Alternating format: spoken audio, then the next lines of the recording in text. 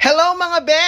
3-minute review tayo ng aking recently pinanood na anime. Ito nga ang Demon Slayer, yes. Pinanood ko from seasons 1 to 5. Yes, ang daming time ng person. Ganyan.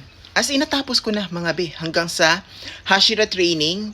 Sa Netflix yung Hashira Training arc, meron siyang movie and season 5 siya ng series. Tapos yung season 2, 'di ba, yung Mugen Train arc is meron ding movie. Naku, grabe yung Mugen Train. Nanggigigil ako. Rengoku, miss na kita. Bakit nangyari sa iyo 'yon? Ganyan. So sa lahat ng di pa nakakanood ng Demon Slayer, ito na yung sign na panuurin mo na. Sobrang ganda ng anime series na ito. First of all, the quality ng pagkakagawa. Syempre naman, kukwestiyonin pa ba natin ang Japan sa paggawa ng mga anime? Syempre hindi na. Super ganda. And then the storyline ng Demon Slayer, di ba? Ito nga si Tanjiro, tinegibels ng kanyang buong pamilya ng isang demon. Natira lang ang kanyang kapatid na si Nezuko na napakaganda. Pero kakaibang demon si Nezuko kapag kasi nakagat ka tas nabuhay ka. May chance na magiging demon ka rin. Pero tapos mangangain ka na ng mga tao and everything. Pero si Nezuko hindi niya yung ginawa. Ibang klase si Nezuko. So ito ngayon si Tanjiro, ihahanapin niya yung way para maibalik sa pagiging tao si Nezuko bilang special nga si Nezuko. So magiging siyang part ng Demon Corps, Demon Slay Corps, nakalimutan ko tuloy.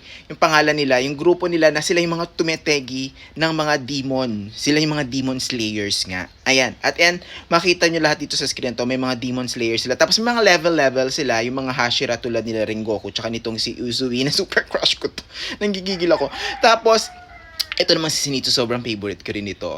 Friend siya ni Tanjiro and kasabayan siyang naging ang tawag dito, Demon Slayer, pati na rin tong si Inosuke na sobrang ganyan lang yung itsura niya, pero pag tinanggal niya yung born na yan is sobrang cute niya, sobrang cutesy. Ganyan, sobrang malalove niyo yung mga characters and the twist nung stories mga be. Pagdating sa music tsaka mga special effects, very good din itong sa Demon Slayer. Though sa music, mas nagustuhan ko kasi talaga, mas nagtatak sa akin yung sa Solo Leveling. Maybe dahil may Korean touch, ganun. Pero, very good din naman dito sa Demon Slayer. Kung hindi nyo na ito napapanood, available siya sa Netflix, yung lahat ng season niya. Tapos, yung last season, yung Infinity Castle, hindi siya magiging season. Magiging trilogy movie siya na ipapalabas yearly. Nanggigigil naman ako sa yearly release. So, yung part 1 is this July 2025. Ayun, may chance ka pa mga kampi. Oo, para panoorin yung 1 to 5.